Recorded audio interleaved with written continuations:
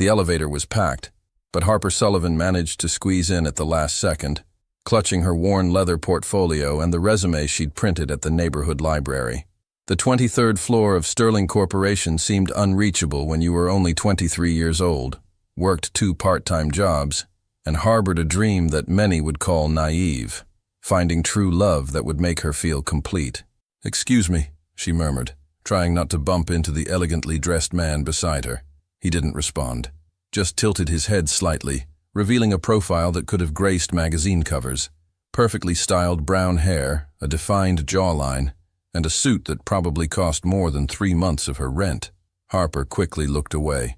Men like that lived in a different world than hers, a world where love was a luxury you bought, not something you earned through sincerity and dedication. The elevator stopped on the 18th floor. "Sorry, could you press 23 for me?" she asked, reaching out but unable to reach the button. For the first time, he looked directly at her, eyes blue as the ocean on a summer morning. For a moment, Harper forgot how to breathe. "Of course," he said, and his voice had a velvety quality that made her stomach do a small flip. When their fingers touched briefly as he reached for the button, Harper felt an electric current run up her arm. He must have felt something too, because he hesitated for a fraction of a second before pressing the button. "Thank you," she whispered, feeling her cheeks flush. "You're welcome." He paused, as if expecting her to fill in the blank. "Harper," she said, smiling shyly. "Harper," he repeated, and her name sounded different on his lips, like a promise. "Job interview?" She nodded, surprised he'd noticed her portfolio and obvious nervousness. "Sterling Corporation, administrative assistant." She laughed nervously. "Probably one of 1,000 candidates, but you have something special," he completed, with a smile that made her heart race dangerously. "I can see it in your eyes." The elevator reached the 22nd floor when everything changed. The doors opened, revealing a stunning woman, platinum blonde, designer dress, jewelry that sparkled under the fluorescent light. She entered as if she owned the place, her eyes immediately seeking the man beside Harper. "Alexander," she said, with a honeyed voice and calculated smile. "What a wonderful coincidence." Alexander.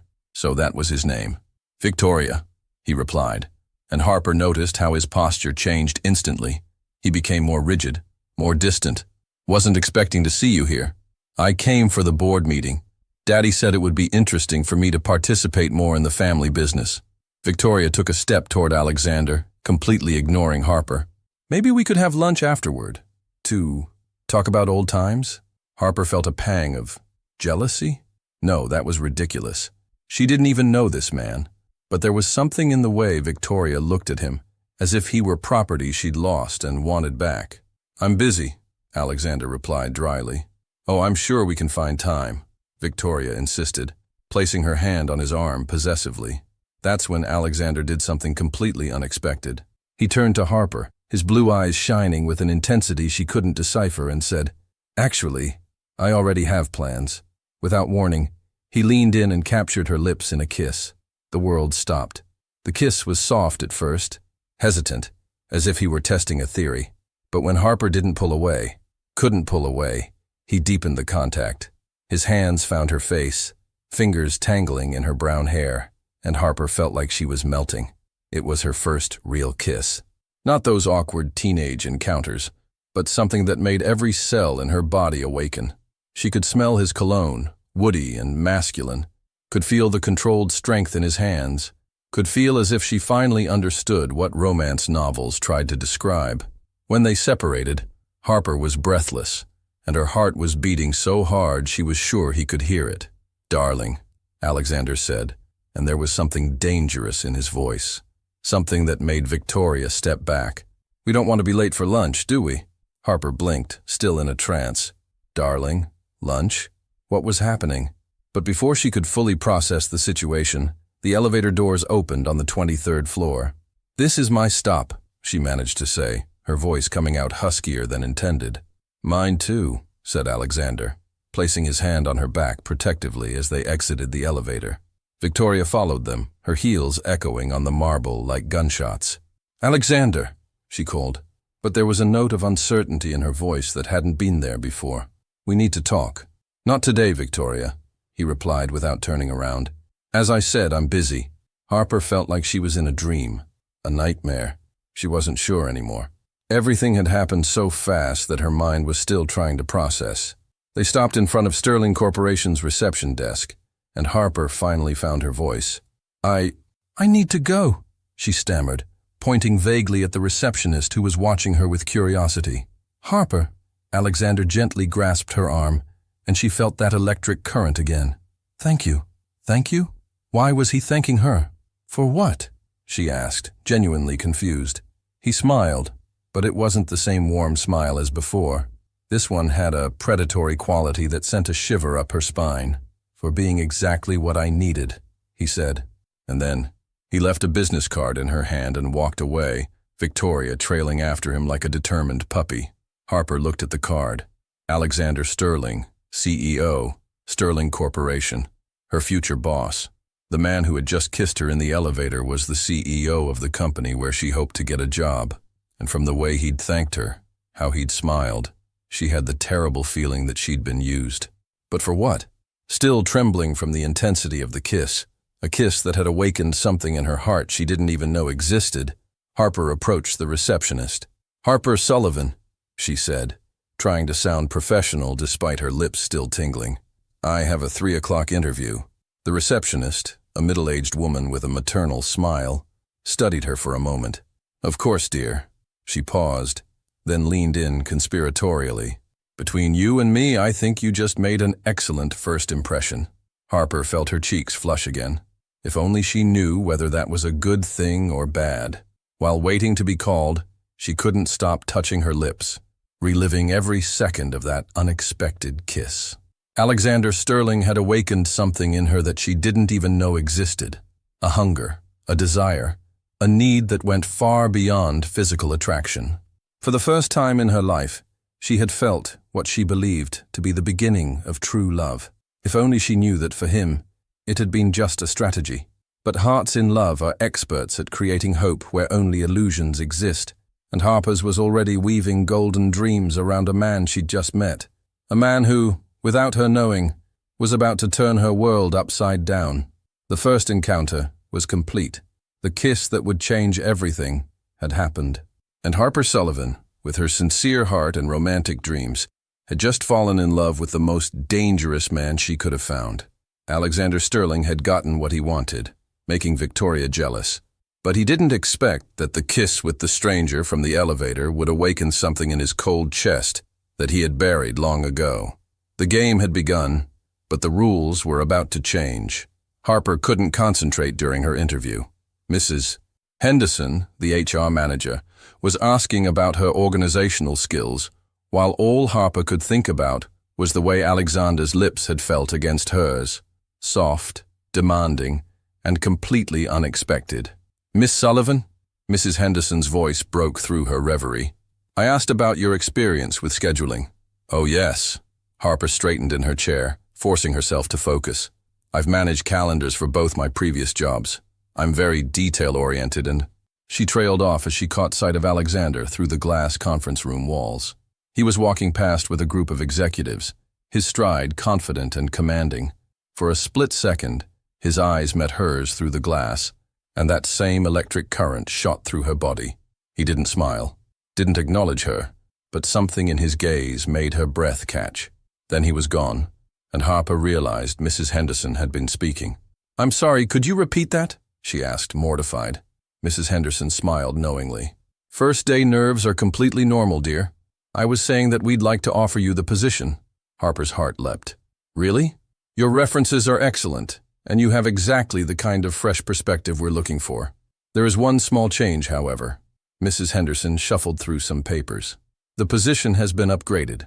Instead of general administrative assistant, you'll be working directly with our executive team." "The executive team?" Harper's voice came out as a squeak. "Yes, you'll be reporting directly to Mr. Sterling's office. It's quite an opportunity for someone your age." Harper felt the blood drain from her face. Working directly with Alexander, after what had happened in the elevator, this was either the best thing that could happen to her or a complete disaster waiting to unfold. "That's wonderful," she managed. "You start Monday, 8 a.m. sharp." Mrs. Henderson stood, extending her hand. "Welcome to Sterling Corporation, Miss Sullivan." As Harper left the building, her mind was reeling. She had the job, a better job than she'd even applied for. But working directly with Alexander Sterling, the man who had kissed her senseless and then thanked her for being exactly what he needed, she was so lost in thought that she almost didn't notice the sleek black car that pulled up beside her on the sidewalk. The passenger window rolled down, revealing Alexander's devastatingly handsome face. "Get in," he said simply. Harper stared at him. What? We need to talk. Get in the car, Harper." Something in his tone brooked no argument. Against her better judgment, she slid into the plush leather seat. The car smelled like him, that intoxicating woody cologne that had invaded her senses during their kiss. "Congratulations on the job," he said as the car pulled into traffic. "Thank you." She twisted her hands in her lap. "Though I have to ask, did you have something to do with the position change?" Alexander's lips quirked upward. "I might have made a suggestion. You impressed me in that elevator." Heat flooded Harper's cheeks. "Mr. Sterling." "Alexander," he corrected, his voice low and intimate in the confines of the car. "I think we're past formalities, don't you?" "Alexander," she repeated, and again felt that strange thrill at saying his name. "About what happened was unexpected," he finished, "but not unwelcome." Harper's heart hammered against her ribs. Was he saying he'd enjoyed kissing her as much as she'd enjoyed kissing him? "I need to be honest with you," Alexander continued, turning in his seat to face her fully. His blue eyes were intense, searching. "Victoria is my ex-fiancée. We ended things 6 months ago, and she's been persistent in trying to reconcile." "So you used me," Harper said quietly, the pieces falling into place, "to make her jealous." Alexander's jaw tightened. "It started that way, yes." "Started?" He was quiet for a long moment, and Harper watched the city blur past the tinted windows. Finally he spoke. "That kiss wasn't what I expected it to be." Harper's breath caught. "What do you mean?" "I mean," he said, his voice dropping to a whisper, "that I haven't been able to stop thinking about it. About you." The car came to a stop, and Harper realized they were outside her apartment building. How did he know where she lived? As if reading her thoughts, Alexander smiled. "It was on your job application." "Right." She felt foolish for the flutter of excitement his words had caused. Of course he'd looked at her address for practical reasons, not because he was interested in her personally. But then his fingers brushed against hers on the seat between them, and she forgot how to think clearly. "Have dinner with me tomorrow night," he said. We work together now. Isn't that inappropriate?" "Not until Monday." His thumb traced across her knuckles, sending shivers up her arm. "One dinner, Harper. Let me show you that I'm more than just a man who uses people." She should say no. Every rational thought in her head screamed that this was a terrible idea. Alexander Sterling was out of her league, complicated, and had already admitted to using her once. But when she looked into those ocean blue eyes, all her rational thoughts fled. "Okay," she whispered. His smile was brilliant, transforming his entire face from coldly handsome to breathtakingly beautiful. "I'll pick you up at 7. Harper nodded and reached for the door handle, but Alexander's voice stopped her. "Harper." She turned back to him. "Wear something nice. I want to take you somewhere special." Heat pooled in her stomach at the way he looked at her, like she was something precious he wanted to unwrap slowly. "Okay," she breathed. She practically floated up to her small apartment, her heart singing with possibility.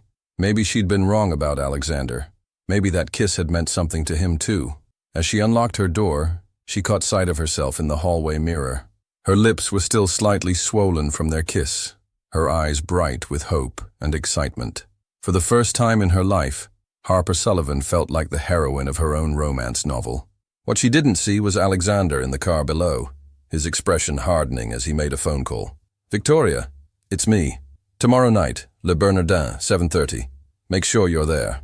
He ended the call and stared up at Harper's building. Phase 2 of his plan was in motion. By tomorrow night, Victoria would see him with Harper again, and this time it would be in public, impossible to dismiss as a random encounter.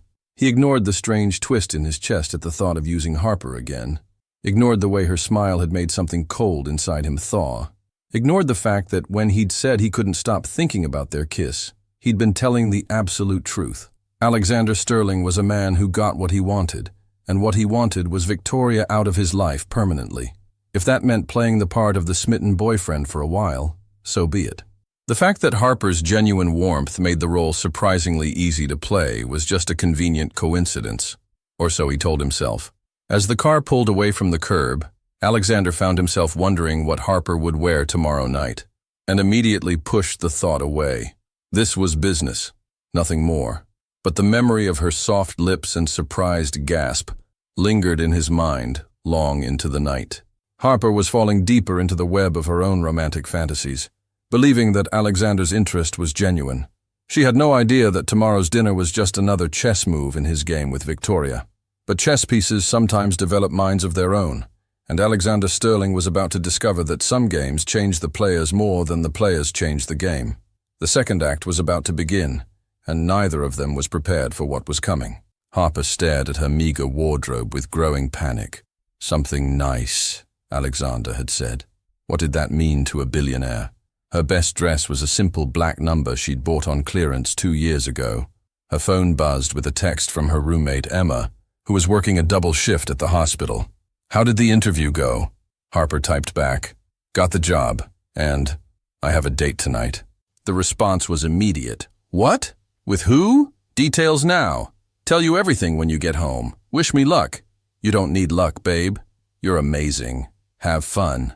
Harper smiled at her friend's support and decided the black dress would have to do. She spent an hour on her hair and makeup, going for elegant rather than overdone.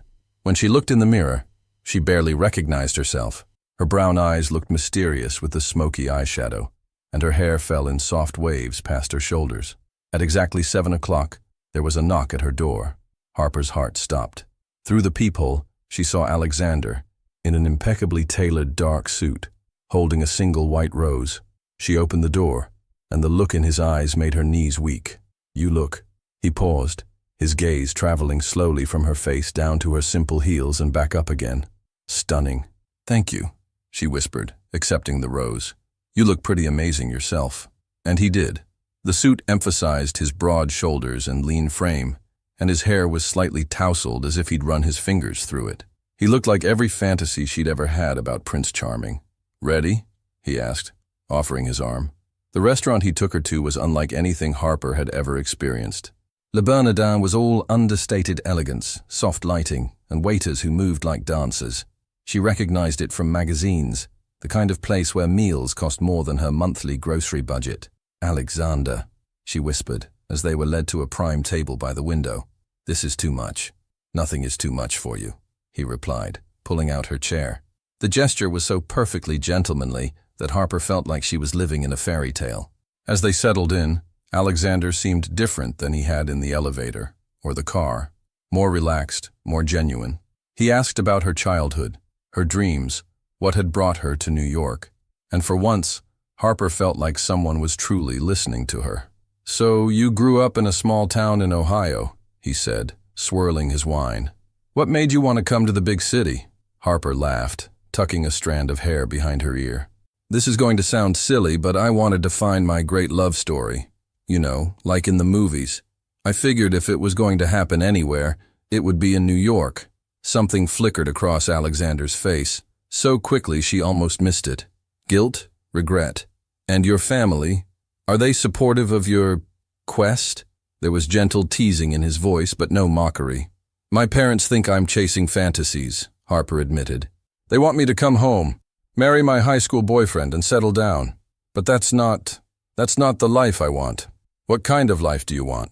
The question was asked softly, and when Harper looked up, she found Alexander watching her with an intensity that made her pulse race. "I want passion," she said, surprised by her own boldness. "I want someone who looks at me like I'm the most important person in their world. I want to matter to someone the way they matter to me." She blushed. "I told you it would sound silly." "It doesn't sound silly at all," Alexander said quietly. "It sounds rare." Their appetizers arrived, and Harper was grateful for the distraction. She felt like she'd revealed too much, been too honest about her romantic dreams. "What about you?" she asked, taking a delicate bite of what the waiter had called amuse-bouche. "Have you ever been in love? Really in love?" Alexander's jaw tightened almost imperceptibly. "I thought I was, once." "Victoria?" He nodded curtly. "We were engaged for 2 years. I thought we wanted the same things, But it turned out she was more interested in the sterling name and fortune than in me. I'm sorry, Harper said softly, and she meant it. Despite everything, she could see the genuine hurt in his eyes. Don't be. It taught me an important lesson about trusting people. There was something ominous in his tone that made Harper's stomach flutter with unease. But then Alexander smiled, that devastating smile that made her forget her own name, and reached across the table to take her hand. But enough about the past. I'm much more interested in the present. His thumb traced circles on the back of her hand, and Harper felt that familiar electric current. She was drowning in his attention, in the way he looked at her like she was fascinating and beautiful and worth his time. Tell me about your job, she said, trying to steer the conversation to safer territory. What's it like running such a big company? Lonely, he said without hesitation. Everyone wants something from you. It becomes hard to know who you can trust. That sounds awful. Alexander shrugged. It's the price of success. Though I have to admit, tonight is the first time in months I've felt relaxed. Harper's heart soared. Really, really. His fingers intertwined with hers. You're different from anyone I've ever met, Harper. Genuine, sweet, real. Heat flooded her cheeks at the compliment. No one had ever called her fascinating or real or looked at her the way Alexander was looking at her right now, like she was something precious. Their main courses arrived, and Alexander regaled her with stories about his travels, his business ventures, his complicated relationship with his demanding father. Harper found herself laughing more than she had in months, completely captivated by his charm and wit. She was so lost in their conversation that she almost missed the blonde woman who entered the restaurant and was seated several tables away. Victoria. Harper's blood ran cold as she recognized the woman from the elevator. What were the chances that she would show up at the same restaurant on the same night?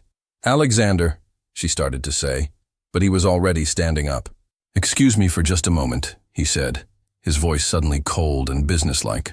I see someone I need to speak with. Harper watched in growing horror as he walked over to Victoria's table. Even from a distance, she could see Victoria's face light up when she saw him, could see the intimate way she touched his arm as he leaned down to speak to her. They were too far away for Harper to hear what was being said, but Victoria's body language was unmistakable. She was flirting, leaning forward to show her cleavage, laughing in that breathy way that suggested everything Alexander said was fascinating. And Alexander, he wasn't pulling away. He was smiling, engaging with her, playing into whatever game she was playing. Harper felt sick. When Alexander finally returned to their table, his expression was carefully neutral. Sorry about that, he said, sitting down as if nothing had happened. Business. Business? Harper repeated, her voice smaller than she intended. Victoria's family has some investments with our company. I needed to discuss a few things with her. It was a lie. Harper could feel it in her bones. Whatever that conversation had been about, it wasn't business. Right, she said quietly, pushing her food around on her plate. Alexander seemed to sense her change in mood. Harper, is everything all right? She wanted to confront him, to demand answers. But what could she say? They'd had one kiss and one dinner. She had no claim on him, no right to be jealous. I'm fine, she lied, forcing a smile. Just tired, I guess. But she wasn't fine. Something cold and awful was growing in her chest. The realization that this perfect evening might not be what she thought it was. As if sensing her distress, Alexander reached for her hand again. Let's get out of here, he said softly. I want to show you something. Despite her growing unease, Harper found herself nodding. She was too far gone, too invested in the fantasy to pull back now. Alexander led her out of the restaurant and into his waiting car. They drove through the city in comfortable silence, Harper watching the lights blur past the window while trying to shake off her paranoia. Maybe she was overreacting. Maybe it really had been business. Maybe she was sabotaging her own happiness, because she was too scared to believe that someone like Alexander could actually care about her. The car stopped in front of the Sterling building, and Alexander helped her out. The office? Harper asked, confused. Trust me, he said, guiding her toward the private elevator that went directly to the executive floors. They rose to the top floor in silence, and Harper's breath caught when Alexander led her onto the roof terrace. The entire city spread out before them, a glittering tapestry of lights and life. This is incredible, she breathed. This is where I come when I need to think, Alexander said, moving to stand beside her at the railing. When the world gets too complicated. Harper turned to look at him, and in the moonlight, he looked younger somehow, more vulnerable. Alexander, Harper, he interrupted, turning to face her fully. I need you to know something. Her heart hammered in her chest. What? This, he gestured between them. What's happening here? It's not what I planned. What do you mean? Alexander moved closer, his hands coming up to cup her face. I mean that you're making me feel things I didn't think I was capable of feeling anymore. And then he was kissing her again. But this time it was different, deeper, more desperate, like he was trying to pour all his confusion and conflict into the contact. Harper melted into him, all her doubts and fears dissolving under the intensity of his touch. This was what she'd dreamed of. This passion, this connection, this feeling like she was the center of someone's universe. When they finally broke apart, both breathing hard, Alexander rested his forehead against hers. You're dangerous, Harper Sullivan, he whispered. Dangerous how? You make me want things I can't have. Before Harper could ask what he meant, his phone rang. Alexander glanced at it and cursed softly. I have to take this, he said apologetically. It's important. He stepped away, and Harper couldn't help but overhear part of the conversation. Yes, I saw you at the restaurant. No, Victoria, it's not what you think. I'll call you tomorrow. Harper's blood turned to ice. Victoria. He was talking to Victoria, and from the sound of it, the encounter at the restaurant hadn't been coincidental at all. She'd been played. Again. When Alexander ended the call and turned back to her, Harper had already taken several steps toward the elevator. Harper? Where are you going? Home, she said simply, her voice remarkably steady considering her world was crashing down around her. Wait, he caught her arm. Let me explain. There's nothing to explain, Harper said, gently pulling free. Thank you for dinner. It was, educational. Harper, please. I'll see you at work on Monday, Mr. Sterling. The formal address hit him like a slap, and Harper saw something that might have been genuine regret flash across his face. But she was too hurt, too humiliated to care. She made it to her apartment before the tears came, great gasping sobs that shook her entire body. Emma found her there an hour later, curled up on the couch in her beautiful black dress, clutching her pillow like a lifeline. Oh, honey, Emma said softly, gathering Harper into her arms. What did he do? Through her tears, Harper told her everything. The elevator kiss, the job offer, the perfect dinner that had turned into another manipulation. I'm such an idiot, Harper whispered. I thought he might care about me. You're not an idiot, Emma said fiercely. You're trusting and kind, and you deserve so much better than some rich asshole who plays games with people's hearts. Harper nodded, but deep down, she wasn't sure she believed it. Maybe her parents were right. Maybe she was chasing fantasies that would never come true. Maybe true love was just a myth, and she was a fool for believing in it. But as she finally fell asleep that night, Harper couldn't shake the memory of how Alexander had looked at her on that rooftop, like she was the most precious thing in his world. Had that been real? Or was she just seeing what she wanted to see? 3 floors above her, Alexander Sterling stood at his penthouse window, staring down at the building where Harper lived, a glass of whiskey forgotten in his hand. The plan was working perfectly. Victoria was jealous, intrigued, ready to fight for him. By tomorrow, she'd be completely hooked, and by next week, he could end this charade and send Harper on her way with a generous severance package. So why did he feel like the biggest bastard on earth? Why couldn't he stop thinking about the way Harper had looked at him with such trust, such hope? And why did the thought of never kissing her again make his chest ache in ways that had nothing to do with business strategy? Alexander drained his whiskey and turned away from the window. This was just a game. Harper Sullivan was just a pawn. He needed to remember that before he did something stupid like fall for his own con. The perfect date had been a perfect trap, and Harper was learning that fairy tales sometimes had very sharp edges. But even the most calculated games can spiral out of control, and Alexander Sterling was about to discover that some hearts are too powerful to be used as mere weapons. Monday would bring them face to face in the office, and neither was prepared for what would happen when business and pleasure collided in the most dangerous way possible. Monday morning arrived like a death sentence. Harper stood outside Sterling Corporation, her hands trembling as she clutched her coffee. The building looked different now, less like a castle of dreams and more like a lion's den. She'd barely slept all weekend, Emma's words echoing in her mind. You don't have to take this job. There are other companies. But Harper needed this job. Her savings were nearly gone, and positions like this didn't come along often.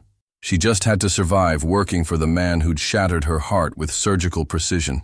The elevator ride to the 23rd floor felt eternal.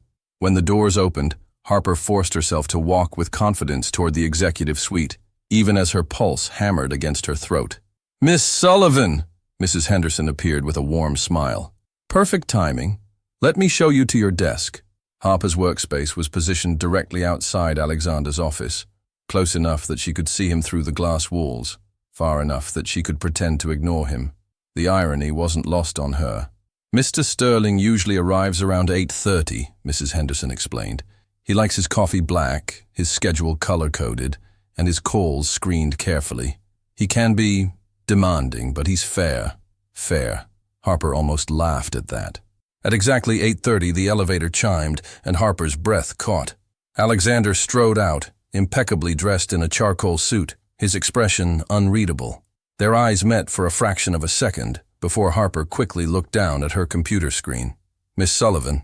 His voice was coolly professional as he paused beside her desk. "I trust you're settling in well?" "Yes, Mr. Sterling." She kept her tone equally distant. "Your 9 o'clock meeting with the Tokyo investors has been confirmed. Your coffee is on your desk." Something flickered across his face. Surprise? Disappointment? But it was gone so quickly Harper thought she'd imagined it. "Thank you," he said quietly, and disappeared into his office. The morning passed in tense efficiency.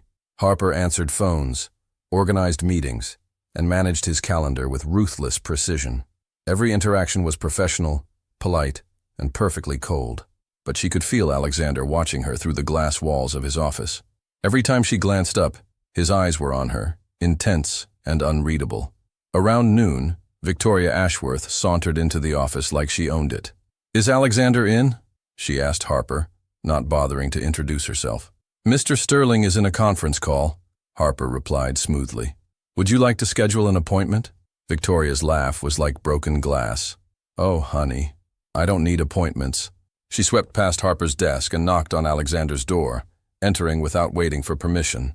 Through the glass, Harper watched Victoria perch on Alexander's desk, her hand trailing along his arm as she spoke. Alexander's expression was carefully controlled, but he didn't pull away from her touch. Harper turned back to her computer, her chest tight with a mixture of hurt and fury. This was her reality now, watching the man who'd kissed her senseless flirt with his ex-fiancée 10 feet away. Harper. Alexander's voice made her jump. She looked up to find him standing beside her desk, Victoria nowhere in sight. "Yes, Mr. Sterling? Cancel my 2 o'clock. Something's come up." "Of course." She made a note in his calendar. "Will you need the conference room rescheduled?" "No, I'll be out of the office." He paused, studying her face. "Are you all right? You seem tense." The concern in his voice almost broke her professional facade. "Almost." "I'm fine, thank you," she replied crisply. "Is there anything else?" Alexander's jaw tightened. "Actually, yes. I need you to stay late tonight. There are some files that need organizing before tomorrow's board meeting."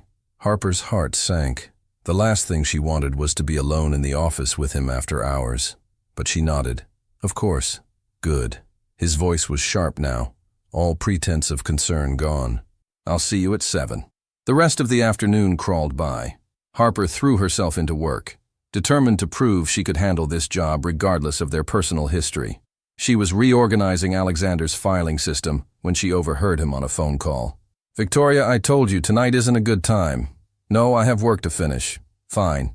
Tomorrow then." Harper's hand stilled on the files. Even now he was making plans with Victoria, making her wait while he sorted out his love life. By 7 o'clock, the office was empty except for Harper and Alexander. She worked quietly at her desk, hyper-aware of his presence just a few feet away. The silence stretched between them, heavy with unspoken words. "Harper."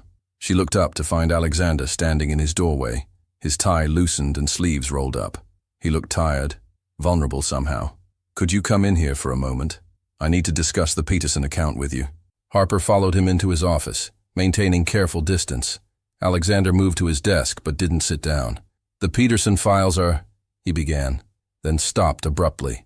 "Damn it, Harper, we need to talk." "About the Peterson account?" she asked innocently. You know that's not what I meant. Harper's carefully constructed composure cracked slightly. I think we should keep things professional, Mr. Sterling. Professional? Alexander moved closer, and Harper felt that familiar pull, that magnetic attraction that had gotten her into trouble in the first place. Is that what we're calling this? What would you call it? The words came out sharper than she intended. Alexander was quiet for a long moment. A mistake, he said finally. The word hit Harper like a physical blow. She'd known it, of course, but hearing him say it out loud made something inside her wither. I agree, she said quietly. It was a mistake, one that won't happen again. She turned to leave, but Alexander caught her wrist. Harper, wait. That's not what I meant. Let go of me. Her voice was steady, but Alexander could see the hurt in her eyes. He released her immediately. I meant it was a mistake to use you, to involve you in my problems with Victoria, but not a mistake to take me to dinner, to kiss me on that rooftop, to make me believe. She stopped herself before she could reveal too much. Believe what? Harper looked at him for a long moment, taking in his disheveled appearance, the genuine confusion in his eyes. For a second, she almost believed he cared. It doesn't matter, she said softly. Nothing that happened between us matters. It matters to me. The words were so quiet Harper almost didn't hear them. But when she looked at Alexander's face, she saw something that made her breath catch. Raw honesty, vulnerability, maybe even regret. Does it? She whispered. Because from where I'm standing, it looks like you got exactly what you wanted. Victoria's interested again, and I'm conveniently placed to help facilitate whatever game you're playing next. Alexander flinched as if she'd slapped him. It's not like that, isn't it? Harper moved toward the door. Good night, Mr. Sterling. I'll have the Peterson files ready first thing tomorrow. This time, he didn't try to stop her. But as Harper gathered her things and headed for the elevator, she could feel Alexander watching her through his office window. When she finally looked back, their eyes met across the empty office.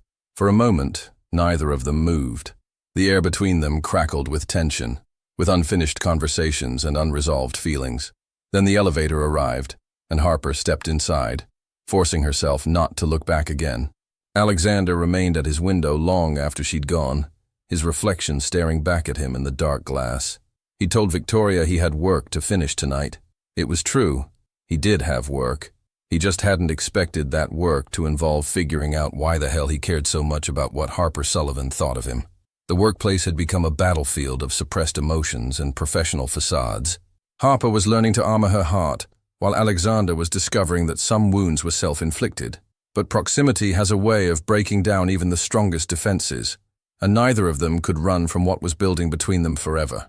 2 weeks of perfectly professional torture had passed when everything changed. Harper had mastered the art of being invisible while indispensable. She anticipated Alexander's needs before he voiced them, managed his impossible schedule flawlessly, and spoke to him only when absolutely necessary. She was the perfect assistant, efficient, competent, and completely untouchable. It was driving Alexander insane. "Miss Sullivan!" he called from his office, his voice carrying that edge it had developed lately. "Could you bring me the Morrison contracts?" Harper appeared in his doorway within seconds, files in hand, expression neutral. She placed them on his desk without meeting his eyes. "Will that be all, Mr. Sterling?" "Actually," Alexander stood up just as Harper turned to leave, and they collided. Files scattered everywhere, and Harper stumbled backward. Alexander's arms shot out to steady her, pulling her against his chest. For a moment, they were frozen. Her hands pressed against his shirt, his arms wrapped around her waist, their faces inches apart. Harper's carefully controlled mask slipped. Alexander could see the hurt still burning in her eyes, but underneath it was something else, the same electric attraction that had sparked between them from the very beginning. "Harper," he breathed, his voice rough. The spell shattered when Victoria's laugh echoed from the reception area. Harper jerked away from Alexander like she'd been burned, immediately dropping to gather the scattered papers. Alexander wanted to help her, but Victoria was already sweeping into his office. "Alexander, darling." Victoria's voice was honey-sweet as she glided past Harper without acknowledgement. "Ready for lunch?" Alexander's jaw tightened. He'd forgotten about their lunch meeting. Another step in his elaborate plan to make Victoria want what she couldn't have. "Of course," he said. But his eyes were still on Harper. who was efficiently restacking papers with shaking hands. Perfect. I made reservations at that little place we used to love. Victoria looped her arm through his possessively, just like old times. As they headed toward the elevator, Alexander looked back at Harper. She was standing behind her desk now, composed and professional once again, but he caught the slight tremor in her hands as she reached for her coffee cup. The lunch was a disaster.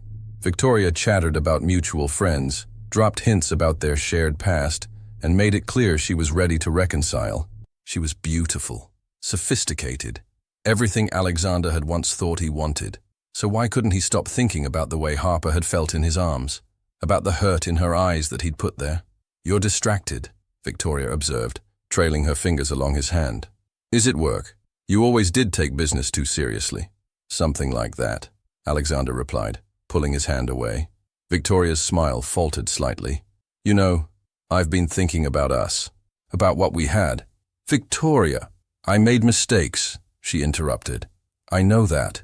But we were good together, Alexander. We could be again." Alexander looked at her, really looked.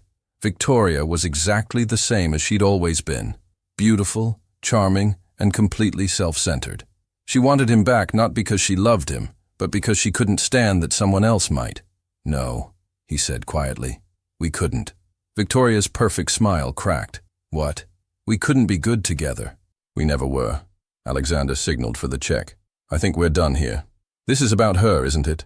Victoria's voice turned sharp. "That little mouse of an assistant." Alexander's blood ran cold. "Leave Harper out of this." "Harper?" Victoria laughed, but it was an ugly sound. "You can't be serious. She's nobody, Alexander. A naive little girl who probably thinks you're her Prince Charming. Stop talking." "Does she know this is all a game? That you've been using her to make me jealous?" Victoria leaned forward, her eyes gleaming with malice. "Should I tell her?" Alexander stood so abruptly, his chair nearly toppled. "If you go near Harper, if you say one word to her, I'll destroy you. Your family's business, your social standing, everything. Are we clear?" Victoria stared at him in shock. She'd never seen this side of Alexander, the dangerous, protective side that was willing to destroy anyone who threatened what he cared about. And that's when she realized she'd already lost. "You're in love with her," she whispered. Alexander threw money on the table and walked away without another word. But Victoria was right, and they both knew it. When Alexander returned to the office, Harper was on the phone, efficiently managing some crisis with their Hong Kong branch. She glanced up when he passed her desk, and for a moment, her professional mask slipped enough for him to see exhaustion in her eyes. "Miss Sullivan," he said quietly, "could you come into my office when you're finished with that call?" Harper nodded but didn't meet his eyes. 5 minutes later, she knocked on his door and entered, notepad in hand. "Close the door," Alexander said. Harper hesitated, then complied. "What did you need to discuss?" Alexander looked at her standing there, so composed and distant, and felt something crack inside his chest. "I need to tell you something," he began. "About Victoria. About why I—" "Mr. Sterling," Harper interrupted. "I really don't think—" "I'm quitting the game," he said desperately. "Whatever you think this is, whatever you think I'm doing, I'm stopping." Harper's composure finally shattered. "What game, Alexander? The one where you kiss me in elevators? Take me on perfect dates? Make me fall for—" She stopped herself, horrified. "Make you fall for what?" Alexander's voice was soft, dangerous. Harper's eyes filled with tears she refused to let fall. "It doesn't matter. It matters to me." "No," Harper said firmly. "It doesn't. Because this is exactly what you want, isn't it? For me to be so pathetic and grateful that I'll play along with whatever you need me to be. That's not—" "I saw you at lunch," Harper said quietly. "With Victoria, holding hands, looking like the perfect couple. So whatever game you think you're quitting, you're still playing it." Alexander felt the words like physical blows. "Harper, listen to me." "No." Harper moved toward the door. "I can't do this anymore. I can't pretend that working for you doesn't hurt every single day." "Don't quit," Alexander said desperately. "Please."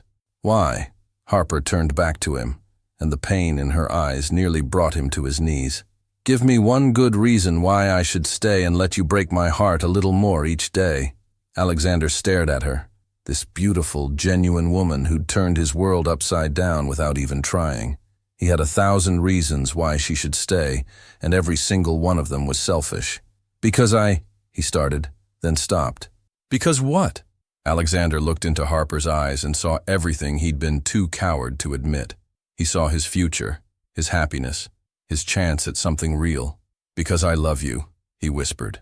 The words hung in the air between them like a bridge neither was sure they could cross. Harper stared at him, her heart hammering against her ribs. "What did you say?" "I love you," Alexander repeated, stronger this time. "I'm in love with you, Harper, and I don't know what to do about it." For a moment, Harper's face transformed with hope so pure it took Alexander's breath away. Then reality crashed back in. "No," she said, shaking her head. "No, you don't. This is just another move in whatever game you're playing. It's not a game anymore. It's always a game with you." Harper's voice cracked. "And I can't be a pawn in it anymore. I won't." She opened the door and walked out, leaving Alexander standing alone in his office, the taste of love and loss bitter on his tongue. This time, he didn't try to stop her. But as Harper gathered her things and headed for the elevator, she couldn't stop the tears that finally spilled over. Because for just a moment, when Alexander had said he loved her, she'd believed him. And that was the most dangerous game of all. Love had been declared, but trust was still broken. Alexander had finally admitted his feelings, but Harper's wounded heart couldn't tell the difference between truth and manipulation anymore. Some bridges can only be crossed with actions, not words, and Alexander Sterling was about to learn that the hardest battles are won not with strategy, but with complete surrender. Harper didn't come to work the next day. Alexander stared at her empty desk, his coffee growing cold in his hand. Mrs. Henderson had called in Harper's sick leave, but Alexander knew better. Harper wasn't sick. She was done. He'd spent the entire night pacing his penthouse, replaying their conversation, trying to figure out how to fix what he'd broken. The irony wasn't lost on him. He'd become everything he'd once accused Victoria of being: manipulative, selfish, using someone's feelings as a weapon. Mr. Sterling, his temporary assistant, an efficient woman named Janet, appeared at his elbow. "Your 10 o'clock is here." Alexander nodded absently. The day passed in a blur of meetings he couldn't focus on, calls he barely heard. Every time he looked toward Harper's desk, the emptiness felt like a physical ache. By 5 o'clock, Alexander had made a decision that would have seemed impossible just weeks ago. He was going to fight for Harper Sullivan, not with manipulation or games, but with the one thing he'd never given anyone before: complete honesty. Alexander's first stop was Harper's apartment building. He stood outside for 20 minutes, rehearsing what he would say, before finally working up the courage to ring her buzzer. No answer. He tried calling. It went straight to voicemail. "Harper," he said, his voice raw. "I know you don't want to talk to me, but please, just listen. Everything you think about me, about what I've done, you're right. I used you. I manipulated you. And I hate myself for it more than you could possibly hate me." He paused, running a hand through his hair. "But I need you to know that somewhere along the way, it stopped being a game. You stopped being a pawn. And I fell in love with you. The real you. Not some fantasy version, but the woman who brings coffee to homeless people, who lights up when she talks about her dreams, who's brave enough to believe in love, even when people like me try to destroy it." Alexander closed his eyes. "I don't deserve your forgiveness, but I'm going to spend however long it takes proving that I'm not the man I was when I kissed you in that elevator. I'm going to become the man you deserve." The next morning, Harper woke to find her entire building's lobby filled with white roses. Not just a few arrangements, hundreds of roses, turning the space into a garden. The building manager, Mr. Chen, looked equal parts annoyed and impressed. "Miss Sullivan," he called as she tried to sneak past, "these came for you, along with this." He handed her a simple white card. "One for every lie I told you. One for every truth I should have spoken." Harper's hands trembled as she read the words. It was beautiful and romantic, and exactly the kind of gesture she'd dreamed of her entire life. It was also the kind of grand gesture that money could buy, and Harper had learned not to trust beautiful things from Alexander Sterling. She went to work. When the elevator doors opened on the 23rd floor, Harper gasped. Every surface of the Sterling Corporation executive floor was covered with photos, not of roses or romantic scenes, but of her. Pictures from her social media, from moments she didn't even remember being photographed. Harper laughing with Emma at a coffee shop. Harper reading in the park. Harper helping an elderly woman with her groceries. In the center of it all was a blown-up photo of Harper from their dinner at Le Bernardin. Not posed or polished, but genuinely happy, her eyes bright with hope and possibility. It was titled, "The Woman Who Taught Me What Love Looks Like." "He's been here all night," Mrs. Henderson said softly, appearing beside Harper. "Had a whole team working to put this up." Harper found her voice. "Where is he now?" "Conference room B, board meeting." Harper walked slowly through the gallery of herself, seeing her own life reflected back through someone else's eyes. In these photos, she looked beautiful, not glamorous or perfect, but radiant with the kind of inner light she'd never noticed in herself. At the end of the display was a handwritten letter. "Harper, I don't expect you to forgive me. I don't expect you to trust me. But I need you to see yourself the way I see you. Not as a pawn in some game, but as the most extraordinary woman I've ever known. You asked me once what kind of life I wanted. I didn't know then. I know now. I want a life where someone looks at me the way you looked at me in that elevator. With hope, with possibility, with the kind of trust I threw away because I was too scared to believe I deserved it. I want a life where I'm worthy of your smile. I can't take back what I did, but I can promise you this. Every choice I make from now on will be about becoming the man you saw in me before I destroyed your faith, whether you're there to see it or not. I love you, Harper Sullivan. Not because you're convenient, not because you serve some purpose, but because you're you. Because you believe in love, even when it breaks your heart. Because you're brave enough to hope even when people like me give you every reason not to. I'm resigning as CEO. I'm stepping down from Sterling Corporation. I can't be your boss and the man who loves you. Those things can't coexist without compromising your dignity and your career. But I can be the man who fights for you from a distance, who proves that love isn't just a word, it's a choice, made every single day. Forever yours, Alexander. Harper's knees gave out. She sank into a nearby chair, the letter shaking in her hands. He was stepping down, giving up everything he'd worked for? Harper? She looked up to find Alexander standing at the end of the hallway, still in his suit from the board meeting, his hair disheveled like he'd been running his hands through it. "You came," he said softly. "You're really resigning?" Harper's voice was barely a whisper. Alexander nodded. "Effective immediately. My brother will take over operations." "Alexander," Harper stood on unsteady legs. "You can't do that. This company is your life." "No," Alexander said, taking a step closer. "You're my life. Everything else is just noise." Harper felt tears spill over. "You don't understand. I can't trust this. I can't trust you. Every time I start to believe." "Then don't," Alexander interrupted. "Don't trust me. Don't believe me. Just let me prove it to you. Day by day, choice by choice. Let me show you that love isn't about grand gestures or pretty words. It's about showing up every single day, even when the person you love can't stand the sight of you." Harper looked around at the photos, at this elaborate display of devotion, and felt her carefully constructed walls beginning to crack. "This is all very romantic," she said shakily. "But what happens when the novelty wears off? When I'm not a challenge anymore?" Alexander moved closer, until he was standing just within arm's reach. "Then I'll love you through the ordinary days too," he said simply. "I'll love you when you're cranky in the morning and when you cry at commercials. I'll love you when we fight about stupid things and when we're too tired to talk. I'll love you through all of it, Harper, because that's what real love is." Harper felt her last defense crumble. "Alexander, I know I have to earn this," he said quietly. "I know I have to prove that I've changed. But Harper, please, give me the chance to try." Harper looked into his eyes, those ocean blue eyes that had captured her from the very first moment, and saw something she'd never seen before. Complete vulnerability, total surrender. This wasn't manipulation or strategy. This was a man who had stripped away every defense, every game, and was offering her his heart with no guarantee she wouldn't destroy it. "One chance?" she whispered. Alexander's face transformed with hope so pure it took her breath away.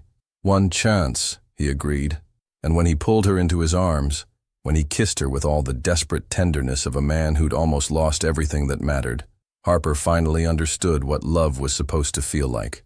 Not like a game or a strategy or a beautiful lie, but like coming home.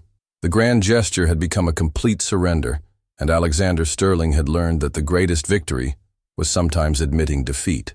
Harper's walls were cracking, but the real test would be whether love built on honesty could survive where love built on lies had failed. They had their second chance, but some bridges, once burned, require more than pretty words to rebuild. 3 weeks into their tentative new beginning, Harper was learning that loving Alexander Sterling was like trying to solve a puzzle while the pieces kept shifting.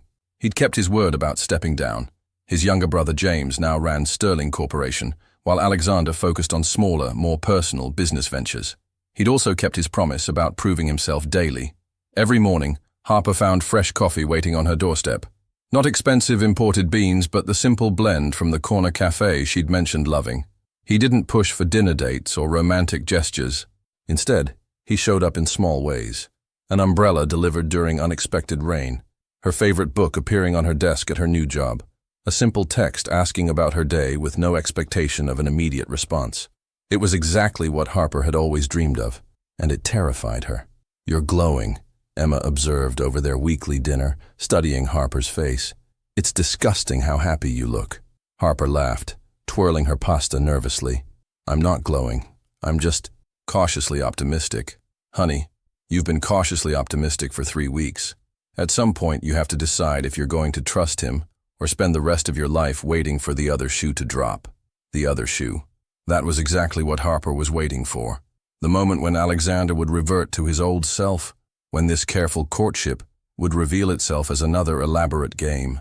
As if summoned by her thoughts, Harper's phone buzzed with a text from Alexander. "There's something I want to show you. Are you free tonight?" Harper stared at the message, her heart rate picking up. In 3 weeks, Alexander had been careful never to push, never to demand her time. This felt different. "What is it?" she typed back. "A surprise, but not the kind you're thinking. Trust me? Trust me." The two words that had become both a question and a promise between them. "Okay," Harper replied. "Pick me up at 8. When Alexander arrived at her apartment that evening, he looked nervous. Actually nervous. Not the controlled, confident man she'd known at Sterling Corporation, but genuinely anxious. "Where are we going?" Harper asked as they drove through familiar streets. "You'll see," Alexander said, his hands gripping the steering wheel tighter than necessary. They pulled up outside a modest community center in Harper's neighborhood. Through the windows, Harper could see people moving around inside. Families, children, elderly couples. "Alexander, what?" "I've been volunteering here," he said quietly, not meeting her eyes. "For the past month, they run a literacy program, help kids with homework, serve meals to families who need them." Harper stared at him in shock. "You've been volunteering?" "I wanted to understand," Alexander said, finally looking at her. What it meant to do something without expecting anything in return. What it felt like to help someone just because they needed help, not because it served some agenda. He got out of the car and came around to open her door. Mrs. Martinez, the program director, asked if I'd bring someone tonight. Someone special. Harper felt tears prick her eyes. "Alexander, I know you don't trust my words yet," he said softly. "So I wanted to show you who I'm trying to become. Not for you, not to win you back, but because you helped me see that the man I wasn't someone I could respect." Inside the community center, Harper watched Alexander transform. He helped an elderly man with his English homework, patiently sounding out words. He played chess with a teenager who clearly had anger management issues, losing gracefully and offering quiet encouragement. He served food with practiced efficiency, knowing exactly how each regular guest liked their meal. "He's been here every Tuesday and Thursday for a month," Mrs. Martinez told Harper quietly. "Never misses a day. At first I thought he was doing court-ordered community service. You know how these rich boys are. But he pays for half our groceries out of his own pocket, and he never mentions it." Harper watched Alexander crouch down to talk to a little girl who was struggling with her reading, his voice patient and gentle. The sight made something warm unfurl in her chest. "He talks about you sometimes," Mrs. Martinez continued with a knowing smile. "Says you taught him what it meant to have a good heart." After they'd cleaned up and said their goodbyes, Alexander drove Harper home in comfortable silence. She was processing everything she'd seen, everything it meant. "Alexander," she said as they sat in his car outside her building, "why didn't you tell me about this sooner?" Because it wasn't about you, he said simply. That was the point. For the first time in my life, I was doing something good without calculating what I'd get in return. Harper turned to study his profile in the dim light from the street lamps. And what did you get in return? Alexander smiled. Not his practiced, charming smile, but something real and vulnerable. Self-respect. The ability to look in the mirror without wanting to punch the guy looking back at me. Harper felt the last of her walls crumble. This wasn't manipulation or strategy. This was genuine change, growth that had nothing to do with winning her back and everything to do with becoming a better person. Alexander, she whispered. He turned to face her, hope flickering in his eyes. I want to try, she said. Really try. Not cautiously, not with one foot out the door. I want to trust you. The smile that spread across Alexander's face was radiant. Harper.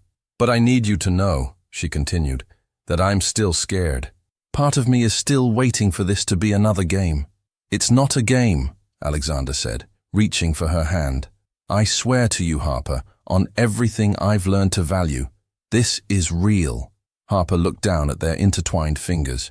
Then prove it to me, not with grand gestures or expensive gifts. Just be real with me, always, even when it's messy or difficult or unglamorous. Especially then, Alexander agreed. He walked her to her door, and for a moment they stood there in the hallway, both aware that something fundamental had shifted between them. Harper, Alexander said softly, I know we're taking this slow, but would it be okay if I kissed you goodnight? The question was so different from their first kiss, asked with permission, offered without agenda, that Harper felt tears spring to her eyes. Yes, she whispered. When Alexander kissed her this time, it was nothing like that first desperate encounter in the elevator. This was soft, reverent, full of promise and patience. It was a kiss that said, I'll wait as long as you need and you're worth every day of proving myself. When they broke apart, Harper rested her forehead against his. I'm falling in love with you, she admitted. The real you. And it's terrifying. I'm already there, Alexander murmured. Have been for weeks. And you're right, it's terrifying. But it's also the best thing that's ever happened to me. As Harper unlocked her door, she felt something she hadn't experienced in months.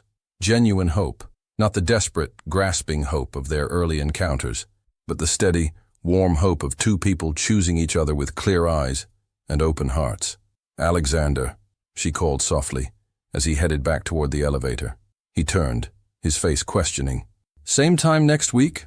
At the community center? His smile could have lit up the entire city. It's a date.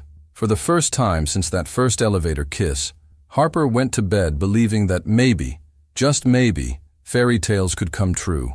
Not through magic or manipulation, but through two imperfect people choosing to grow together. And in his penthouse across town, Alexander Sterling fell asleep, planning not his next strategic move, but his next opportunity to deserve the trust of the woman who'd saved his soul. Trust was being rebuilt one honest moment at a time, and both Harper and Alexander were discovering that real love wasn't about perfect people finding each other. It was about imperfect people choosing to become better together. But every fairy tale needs one final test, and theirs was waiting just around the corner. 6 months later, Harper woke up in Alexander's arms and wondered how she'd gotten so lucky. They'd taken everything slowly, moving in together only after 4 months of dating, saying, I love you, only when they both meant it completely, building their relationship on a foundation of honesty that got stronger with each passing day. Alexander had kept his promise about being real, especially during the messy moments, like when Harper got food poisoning and he held her hair back while she was sick, or when he had a panic attack about disappointing his father, and Harper talked him through it at 3 a.m. Their love wasn't just passionate anymore. It was steady, reliable, real. Good morning, beautiful, Alexander murmured against her hair, his voice rough with sleep. Harper smiled, snuggling closer. What time is it? Early. But I have something for you. Harper groaned playfully. Alexander Sterling, if you bought me another expensive gift, it's not expensive, he said, laughing. Well, technically it is, but not in the way you think. He rolled out of bed and disappeared into the closet, returning with a small, worn notebook. What is this? Harper asked, sitting up. Open it. Harper flipped through the pages, her eyes widening. It was filled with Alexander's handwriting. Quotes, observations, little moments from their relationship. Day 1. Harper laughed at my terrible joke about quarterly reports. I think I'm in trouble. Day 15. She cried during a commercial about shelter dogs. I bought a puppy. We're naming him Max. Day 67. Harper made pancakes this morning and sang off key to the radio. I've never been happier in my entire life. Day 134. She held my hand during Dad's surgery. Didn't say anything, just sat there. That's when I knew I wanted to marry her. Harper's hands trembled as she read. Alexander. I started writing it the day after you gave me that second chance, he said, sitting beside her on the bed. Every day, something you did or said made me fall deeper in love with you. I wanted to remember all of it. Harper flipped to the last entry, dated yesterday. Tomorrow, I'm going to ask Harper to marry me. I'm terrified she'll say no, but I'm more terrified of spending another day not being her husband. Harper looked up at Alexander, who was now kneeling beside the bed, a simple, perfect ring in his hand. Harper Sullivan, he said, his voice shaking with emotion. You saved my life, not just my heart or my soul, my actual life. You made me want to be worth loving. You taught me what it means to choose someone every single day, not because you have to, but because you can't imagine doing anything else. Tears streamed down Harper's face as she listened. I know I don't deserve you, Alexander continued. I know I hurt you before I learned how to love you properly.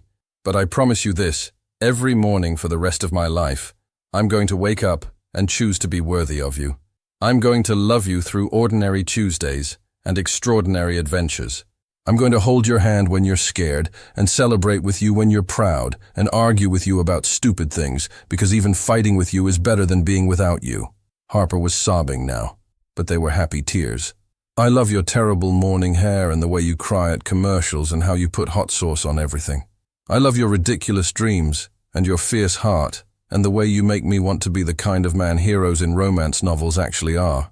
Alexander's own voice cracked with emotion. Harper, will you marry me? Will you let me spend the rest of my life proving that fairy tales can come true when two people are brave enough to choose love over fear? Yes, Harper whispered, then louder. Yes, of course, yes. Alexander slipped the ring onto her finger with shaking hands, then stood to pull her into his arms. They kissed with all the passion and promise of two people who'd found their forever person, who'd learned that love wasn't about perfect moments but about choosing each other through imperfect ones. I love you, Harper said against his lips. I love you so much it scares me. Good, Alexander said, spinning her around the bedroom. Love should be a little scary. It means it matters. Later that morning, as they lay in bed planning their future, Harper's phone rang. It was Emma, calling with news that made Harper shriek with excitement. What is it? Alexander asked as Harper hung up. Emma's pregnant. She and David have been trying for 2 years. Alexander watched Harper's face light up with joy for her friend and felt that familiar swell of love. This was who Harper was, someone who celebrated other people's happiness as if it were her own. We should throw them a party, Harper said, already planning. Oh, and we should tell them our news too. Emma's going to die when she sees this ring. Our news, Alexander repeated, testing the words. I like the sound of that. The rest of the day passed in a blur of phone calls and celebrations. Harper's parents, initially skeptical of Alexander, had warmed to him over the months as they saw how he treated their daughter. Alexander's father, surprisingly, had given his blessing weeks ago, telling his son privately that he'd never seen him genuinely happy before Harper. That evening, Alexander took Harper back to the community center where they'd had their breakthrough. Mrs. Martinez and the regular volunteers had decorated the space with streamers and flowers, and everyone cheered when Alexander announced their engagement. Speech! Called out Miguel, the teenager Alexander had been mentoring at chess. Alexander looked around the room at these people who'd become like family to him, then at Harper, radiant in her simple dress and his grandmother's engagement ring. 6 months ago, Alexander began, I was convinced that love was a game where someone always lost. Harper taught me that real love isn't a game at all. It's a choice, a daily decision to put someone else's happiness alongside your own. He pulled Harper closer. She also taught me that the best kind of love story isn't about perfect people finding each other. It's about imperfect people deciding to grow together. Harper stood on her tiptoes to kiss him as everyone applauded, and in that moment, Surrounded by friends who'd watched their love story unfold, Harper finally understood what her mother had meant when she said, "You'll know it's real when it feels like coming home." This felt like coming home. Later that night, as they walked hand in hand through the city where they'd first met, Harper thought about the scared girl who'd stepped into that elevator 6 months ago, hoping for a job, and secretly dreaming of a fairy tale. "What are you thinking about?" Alexander asked, squeezing her hand. "That elevator," Harper said. "What would have happened if I'd gotten on a different one?" "I would have found you anyway," Alexander said without hesitation. "Maybe not that day, maybe not in that building, but somewhere, somehow. We were meant to find each other, Harper." Harper smiled, leaning into his side as they walked. "Even though you were a complete ass when we first met." "Especially because I was a complete ass," Alexander laughed. "You fell in love with me at my worst, which means you'll definitely stick around for my best." "Forever," Harper promised. "Forever," Alexander agreed.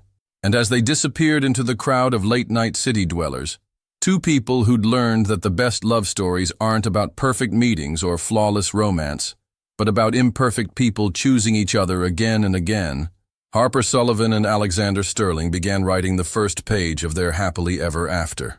The elevator kiss had been their beginning, but forever was just getting started. The end.